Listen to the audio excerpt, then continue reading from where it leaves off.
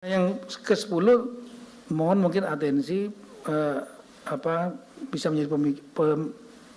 menjadi pertimbangan Bapak Kasatgas Pak Dasko. Di Aceh ada tradisi megang, tradisi sebelum Ramadan mereka akan menyantap daging sapi, kerbau atau kambing. Kemarin juga Pak Mualim menyampaikan Bapak Presiden ya, pada saat kunjungan kita ke Tamiang, dan sepertinya Bapak Presiden berkeinginan untuk memberikan bantuan semacam bantuan Presiden untuk sapi atau daging, ya sapinya atau kerbau atau daging untuk tradisi. Dan ini saya kira akan membuat masyarakat juga merasa bergembira karena dukungan langsung Presiden. Nah, yang berikutnya kami sampaikan.